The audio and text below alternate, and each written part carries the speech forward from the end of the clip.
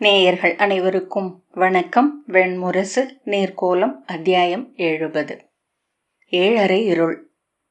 சிறு கூத்தம்பலத்தின் வாயிலில் பிரீதை வந்து நின்று மும்முறை தலைவணங்கினாள்.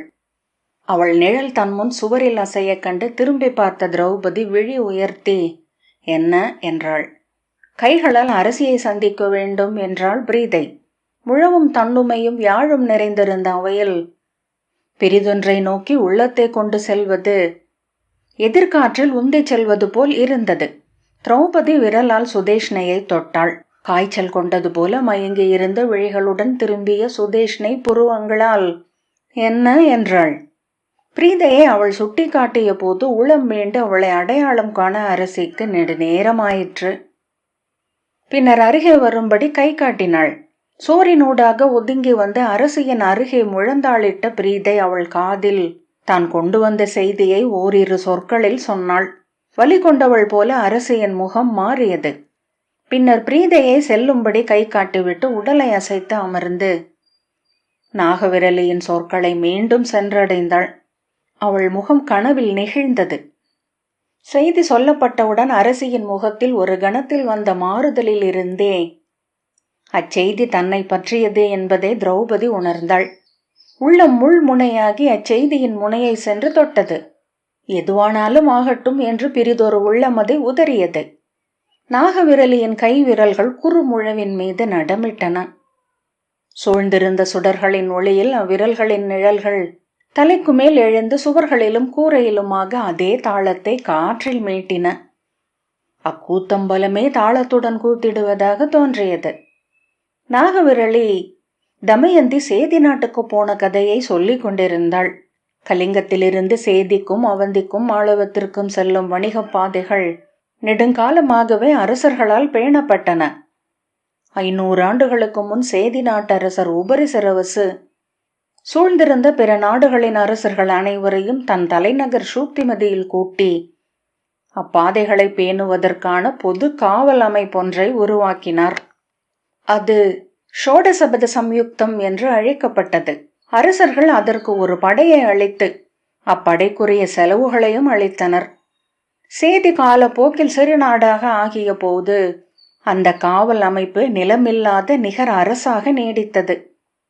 அதற்கென்று 12 காவற்படைகளும் படைத்தலைவர்களும் அவர்களை ஆளும் மையக்குழுவும் அதற்குரிய நெறிகளும் உருவாயின. 16 நெடும்பாதைகளில் 108 இடங்களில் அவர்கள் வணிகரிடம் திரை கொண்டனர். காட்டு விலங்குகளும் கள்வரும் அணுகாது பாதைகளை அவர்கள் காத்தனர். அப்பாதைகளில் அமைந்த சிற்றூர்கள் சிறு புறவி படைகளை அதற்கென்று நிறுத்தி வைத்திருந்தன. அக்காவல் அமைப்பின் கொடி ஒரு புறம் கழுகும் மறுபுறம் நாகமும் கொண்டிருந்தது. அக்கொடி பறக்கும் பாதைகளூடாக மட்டுமே வணிகர்கள் செல்ல வேண்டும் என்று அறிவுறுத்தப்பட்டது. விந்தியமலை கடந்து சேதியை அடைவதென்பது காட்டாறு போல பள்ளத்தாக்குகளில் மலைகளை வளைத்து நெளிந்து செல்லும் பாதைகளில் நாளும் பொழுதுமென்றில்லாது சென்று கொண்டே இருப்பதுதான். முதற் கோடையிலேயே வணிக குழுக்கள் செல்லத் தொடங்கும். முதல் மழை வரை அப்பெருக்கு ஓயாது. சகடங்கள் சென்று சென்று சாலையின் மண் குங்கும விழுதென்றாகியது. அங்கு செல்பவர் அனைவரும் சுடுமண் சிலைகள் என்றானார்கள். உச்சி கோடையின் வெயிலில் செம்மை கரைந்து ஒழியும் வியர்வை குருதித் துளிகளென பூழி மண்ணில் சொட்டி சிறு முத்துக்களென உருளும். தொலைவில் மலைச்சரிவில் செல்லும் வணிக குழுக்களை செம்முகில் ஒன்று ஏந்தி செல்வது போல தோன்றும். காற்றில் காட்டெறி என செம்புழுதி எழுந்து சுழித்து மேலேறி அசையும். தமயந்தி பூமிகரின் குழுவினருடன் சென்றபோது கோடை முதிர்ந்திருந்தது. பேரொலியுடன் வெடித்துவிடப் போவன போல அனல் கொண்டிருந்தன உச்சி பாறைகள். மலைச்சரிவெங்கும் புதர்கள் கருகி செம்மண் புழுதி மூடி அனல் எறிவது போன்ற ஓசையை எழுப்பியபடி காற்றில் அதிர்ந்து கொண்டிருந்தன. மரங்கள் இலைகளை உதிர்த்து கிளை முனைகளில் மட்டும் சற்றே தளிரிலை சூடி சோர்ந்து நின்றிருந்தன. உச்சி பொழுது அணைந்து வெயில் நிறம் மாறத் தொடங்கிய பின்னரே பறவைகள் எழுந்தன. செல்லும் வழி எங்கும் பாறைகளில் முன்பு சென்றவர்கள் ஊற்றுக்களும் விடுதிகளும் எத்தனை தொலைவில் என்று சுண்ணத்தால் எழுதி வைத்திருந்த குழுக்குறிகள் இருந்தன. ஒரு சுனையிலிருந்து மறுசுனை நோக்கி உயிரை துளி துளியாக செலவிட்டு சென்றடைவதே பயணமென்று இருந்தது. வியர்வை என குருதி உருமாறி சொட்டி ஒழிந்து உடல் வெறுமை கொள்ள முள்ளடர்ந்த சாமி மரத்தின் நிழலில் சற்றே இளைப்பாறிய போது முது நிமித்திகர் வான்குறிகளை நோக்கினர். அவர் சொல்ல சொல்ல அருகே நின்ற இளம் மாணவன் அதை தரையில் சிறு குச்சியால் எழுதினான். அவர் குனிந்து அதை கூட்டி நோக்கி பூமிகரிடம், இன்னும் 2 நாட்கள், அதற்குள் பெருமழை உறுதி என்று சொன்னார். 2 நாட்கள் அல்லவா என்று பூமிகர் கேட்டார். 2 நாள் மிகுதி, நாளையே வானம் கிழிபட்டாலும் வியக்க மாட்டேன் என்றார் நிமித்திகர். மழையில் இச்செம்பூழி பாதையில் செல்வதென்பது களிச்சேறு நிறைந்த வயலில் உழுவதை விட கடினமானது. காளைகளின் லாடங்களும் தேய்ந்துவிட்டன என்றார் பூமிகரின் இளையோனும் பங்கினனுமாகிய சுசி. கிளம்புங்கள், மழைக்கு முன் நாம் சூத்திமதியை சென்று அடைந்தாக வேண்டும் என்றார் பூமிகர். ஒரு கணமும் வீணாக்கல் ஆகாது.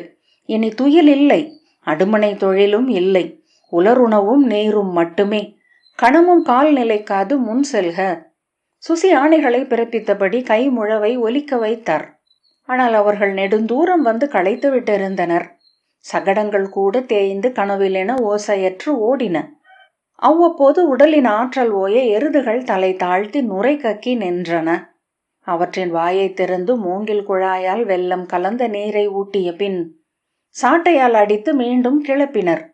அந்தி இருண்டு வந்தபோது காவலன் ஒருவன் பூமிகரிடம், நிலவிலாத இரவு வணிகரே, இப்பாதையில் செல்வது பொருளுடையதல்ல என்றான்.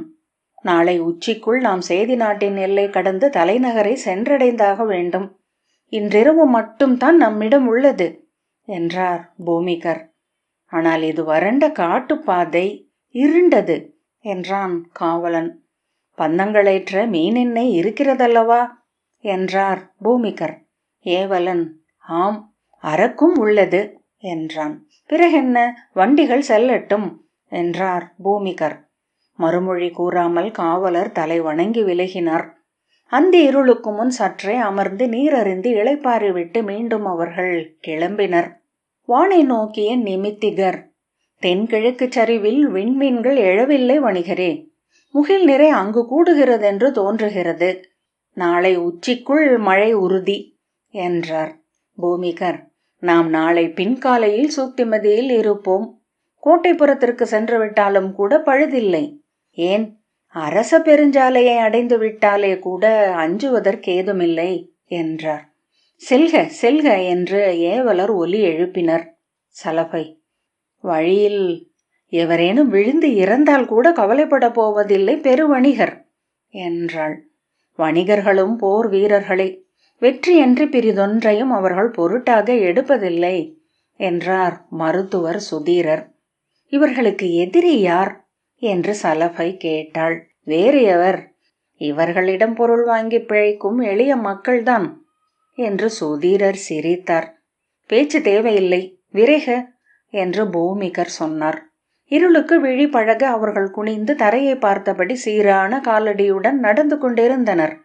காளைகளுக்கும் புறவிகளுக்கும் நீருடன் சிறிது மதுவும் கலக்கி ஊட்டப்பட்டிருந்தமையால் அவை களைப்பு ஒழிந்து விசை கொண்டன. சகடங்களின் ஒலிகள் இருளென சூழ்ந்திருந்த பாறைகளில் எதிரொலித்து எங்கெங்கோ சென்று மீண்டு வந்தன. வெந்த மண்ணின் மனம் காற்றில் வீசிக்கொண்டிருந்தது.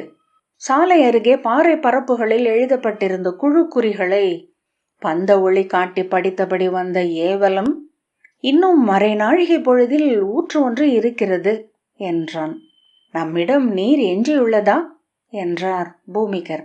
சிறிதே உள்ளது, ஆனால் நீரை நிறைத்து கொண்டு புறவிகளுக்கும் காட்டிய பின் செல்வதே நன்று.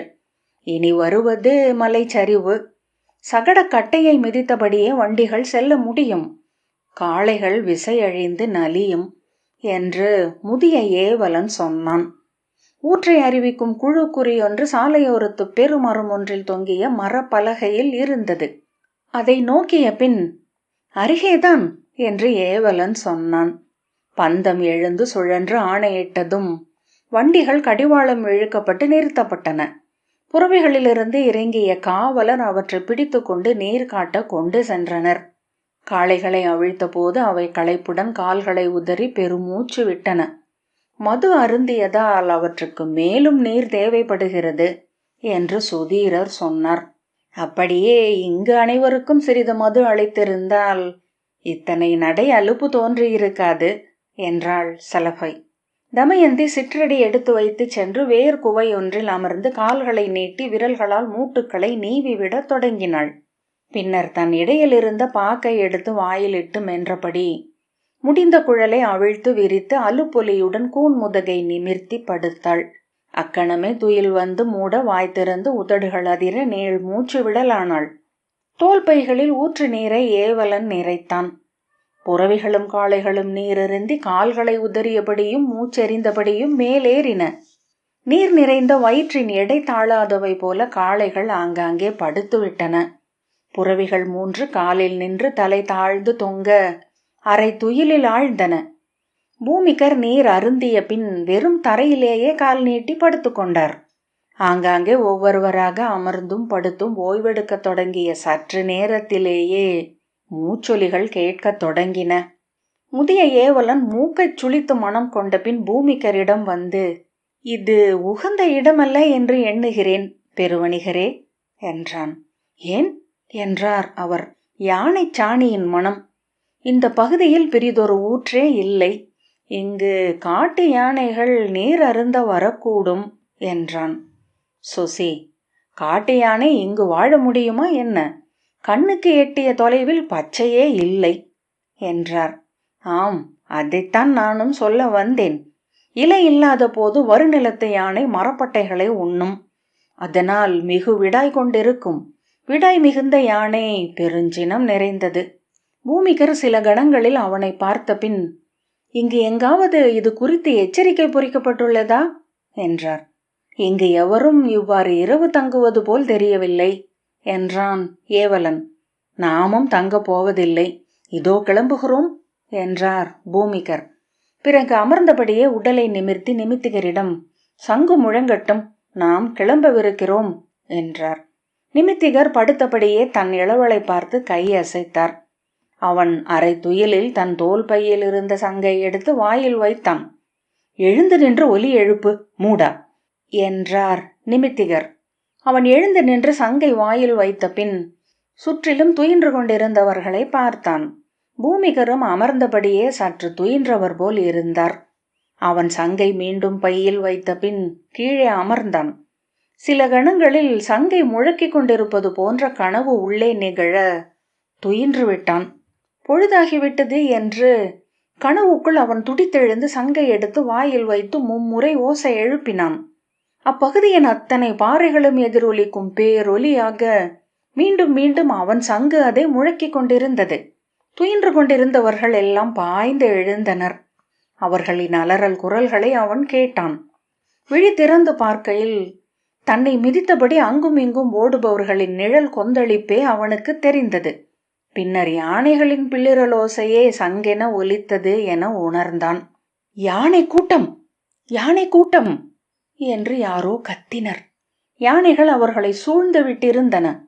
3 திசைகளிலிருந்தும் இருளிலிருந்து ஊறி பெருகி உருவெடுத்தவை போல அவை வந்து கொண்டே இருந்தன. வண்டிகளை அவை அரைந்து சிதறடித்தன. புறவிகள் கனைத்தபடி காட்டுக்குள் சிதறி ஓட எருதுகளை அவை மிதித்து கீழே தள்ளின. கொம்புகளால் குத்தி தூக்கி அப்பாலிட்டன. அம்புகளும் வில்லுமாக எதிர்கொண்ட ஏவலர்களையும் காவலர்களையும் தூக்கி மண்ணில் அறைந்தும் கால்களால் மிதித்தும் கொன்றன. குருதி வீச்சம் எழுந்தது. பந்தங்கள் ஒவ்வொன்றாக மண்ணில் விழுந்து அணைய இருட்டு செறிந்தது. எரி சுட்டதென எழுந்த வெறியில் அவன் ஓடிய விசை கண்டு அவனை அறிந்த கொம்பன் யானை ஒன்று அவனை துரத்தியது. அவன் கால் தடுக்கி கீழே விழுந்து புரண்டு எழுவதற்குள் அவனை இடை சுற்றி பிடித்தது. அவனை தூக்கி தன் வலக்காலில் ஓங்கி அறைந்தது. யானையின் துதிக்கையின் எடையும் கல்லென நெஞ்சில் நிறையும் பேரச்சத்தையும் அவன் இறுதியாக உணர்ந்தான். தமயந்தி காலை ஒளி நன்கு எழுந்த பிறகே விழித்து கொண்டாள். முந்தைய நாள் இரவு வேர்குவை ஒன்றில் உடல் பொருந்தி படுத்தவள் பின் தன் உடல் வளைவிற்கேற்ப அதனுடன் ஒண்டிக் கொண்டாள். கனவில் அவள் கரிய நீள் உடலும் திரண்ட தோள்களும் கொண்ட அரசி என பட்டத்து யானை மேல் அமர்ந்து அரச பெருவீதியில் அணியூர்வலம் சென்று கொண்டிருந்தாள். அவளை சூழ்ந்து வாழ்த்தொலிகளும் குரவையொலிகளும் மங்கள பேரிசையும் முழங்கின. வானிலிருந்து பெருமழை இறங்கியது போல் மலரும் மஞ்சள் அரிசியும் பொழிந்தன. அவள் ஏறிச் சென்ற பட்டத்து யானை கரிய மாநாகம் ஒன்றின் படம் என்று அவள் பின்னர் உணர்ந்தாள். அதன் பட வளைவும் மட்டுமே யானை என மண்ணுக்கு மேல் இருந்தது. மண்ணுக்கு அடியில் அதன் உடல் கரிய ஆழ்நதி என வளைந்து நெளிந்து கொண்டிருந்தது. ஒளிவிடும் கற்கள் பதிக்கப்பட்ட அரியணையில் அமர்ந்து அவை முழக்கத்தை அவள் கேட்டு கொண்டிருந்தாள். அவர்கள் அவளை நோக்கி முறையிட்டனர், மன்றாடினர், முகமன் உரைத்தனர், கோல் தாழ்த்தி தலை வணங்கினர். அவள் கையில் இருந்த செங்கோலை அவர்கள் அச்சத்துடன் நோக்கி பின் விழி விலக்கி கொண்டிருந்தனர். அது பொன்னிறமான நாகம். அதன் படம் விரிந்து நாக்கு பறந்து கொண்டிருந்தது. தரையில் அதன் வால் நெளிந்து சுழித்தது.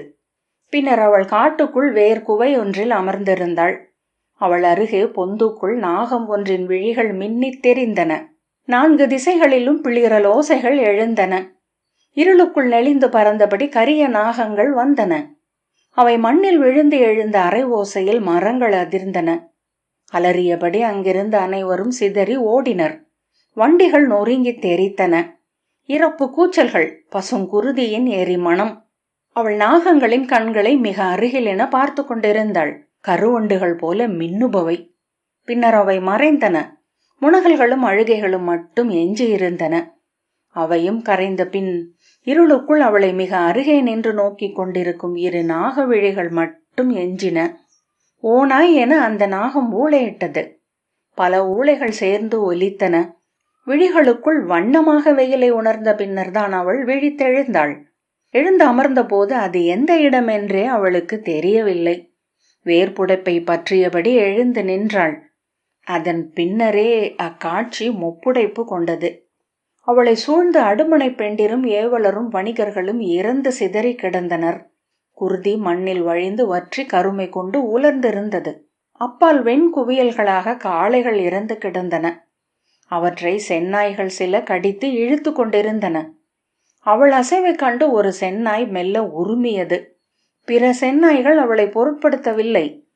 வண்டிகளில் இருந்த துணிகளும் படைக்கலங்களும் வெண்கல ஏனங்களும் செம்பு கலங்களும் பாவைகளும் பீதர் நாட்டு வெண்களிமண் தட்டுக்களும் அப்பகுதி எங்கும் சிதறி பறந்து கிடந்தன. அவள் அப்பகுதியை சூழ நோக்கிய பின் உரக்க, "சலபை, சலபை, எங்கிருக்கிறாய்?" என்று கூவினாள். பின்னர்தான் தன் காலடியிலேயே சலபை மண்ணில் முகம் புதைத்து குருதி மூடி சிதைந்து கிடப்பதை கண்டாள். "பூமிகரே, பூமிகரே" என்று அவள் கூவினாள். பின்னர் விழுந்து கிடந்த உடல்களினூடாக திண்ணி பதறும் கால்களுடன் நடந்து பூமிகரின் உடலையும் கண்டடைந்தாள். அவரது தலை முழுமையாக முதுகு நோக்கி திரும்பி இருந்தது. அவளுக்கு வேறு எவர் பெயரும் நினைவுக்கு வரவில்லை. அவ்வுடல்களினூடாக அவள் சுற்றி வந்தாள். செந்நாய்கள் உடல்களின் குடல்களை கடித்து இழுத்து கொண்டிருந்தன. பற்களை காட்டி சீறி உடல் வெருண்டன. அவள் இறந்து கிடந்த ஒவ்வொருவரையாக உலுக்கி எழுப்ப முயன்றாள். பின்னர் தளர்ந்து அமர்ந்தாள். பசித்த போது அடுமனை வண்டியின் உடைவுகளுக்குள் கிடந்த அரிசியையும் பருப்பையும் எடுத்து உண்டாள். ஓடையில் இறங்கி நீரள்ளி குடித்துவிட்டு மீண்டும் தான் இருந்த வேர்குவைக்குள்ளேயே வந்து உண்டினாள். உடல் எங்கும் இருந்த பரபரப்பு அவளை அமர முடியாமல் செய்தது. மீண்டும் எழுந்து சுற்றி வந்த போது பாக்கு பொதி ஒன்றை கண்டாள். முகம் மலர்ந்து உவகை குரல் எழுப்பி ஓடிச் சென்று அதை எடுத்து திறந்தாள். பாக்கை அள்ளி வாயிலிட்டு குதப்பியபடி அப்பையை நெஞ்சோடு அணைத்து கொண்டு வந்து வேர்க்குவையில் மீண்டும் அமர்ந்தாள். வாயில் ஊறி நெஞ்சில் இறங்கி குருதியில் கலந்த பாக்கு அவள் தசைகள் அனைத்தையும் தளர வைத்தது. கண்கள் மூடிக்கொண்ட போது முகம் சற்று மலர்ந்தது. வேர்க்குவைக்குள்ளேயே நன்றாக உடலை ஒடுக்கி கொண்டு துயிலத் தொடங்கினாள். 2 நாட்கள் அங்கேயே அவள் அமர்ந்திருந்தாள். விழிக்கும் போதெல்லாம் அப்பகுதியை புதிதாகவே கண்டடைந்தாள். உடல் மட்க தொடங்கி இருந்த பூமிகரையும் பிறரையும் கை கால்களை பற்றி அசைத்து அழைத்தாள். காட்டிலிருந்து கூட்டம் கூட்டமாக நரிகளும் செந்நாய்களும் வந்து அவ்வுடல்களை கடித்து உண்ணத் தொடங்கின. இரவெல்லாம் கனவுக்குள் அவள் எரி மின்னும் விழிகளுடன் ஊளையிடும் நாகங்களை பார்த்து கொண்டிருந்தாள்.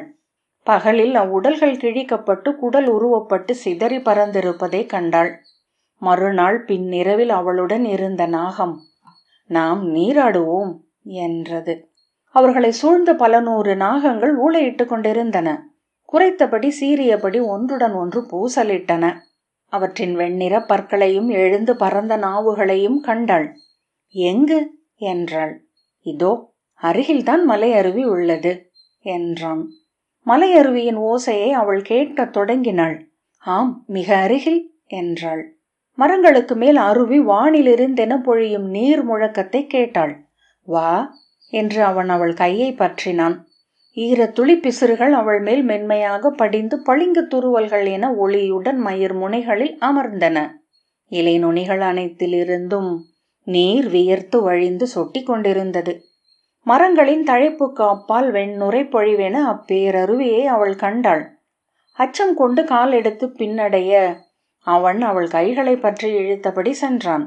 சிரித்தபடி அவள் அருகே செல்லாமல் பின் கால் எடுத்து வைக்க அவன் அவளை அள்ளி தூக்கிச் சுழற்றி எடுத்து கொண்டான். கைகளையும் கால்களையும் உதறியபடி அவள் சிரித்து கூவினாள். அவளை கொண்டு சென்று அருவிக்கு கீழே நிறுத்தினான். நீர்ப்பெருக்கு அவளை அரைந்து மூடியது. உடல் குளிர்ந்து நடுங்க தொடங்கியது. போதும் போதும் என்று அவள் அவனிடம் சொன்னாள்.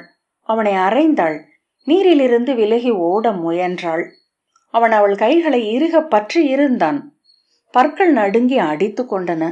கைவிரல்கள் குளிரில் ஒன்றுடன் ஒன்று முறுக்கிக் கொள்ள தசைகள் உளையத் தொடங்கின. பின்னர் அவள் காட்டை மூடி பொழிந்து கொண்டிருந்த பெருமழைக்குள் கண் விழித்தாள். தமயந்தி 4 நாட்கள் சேறு குழம்பிய சாலையில் தன்னந்தனியாக நடந்தாள். மழை நீரை அருந்தினாள். சாலையோரத்தில் கிடைத்த காய்களை எல்லாம் பறித்து தின்றாள். சூக்திமதிக்குள் நுழைந்த போது அவள் உடலில் நைந்த மரவுரி கந்தல் மட்டுமே இருந்தது.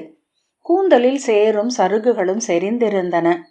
எங்கிருக்கிறோம் என்னும் உணர்வே இல்லாமல் அவள் நகரில் அலைந்தாள். எதிர்படுபவர்கள் அனைவரிடமும் கையேந்தி உணவுக்கு இறந்தாள்.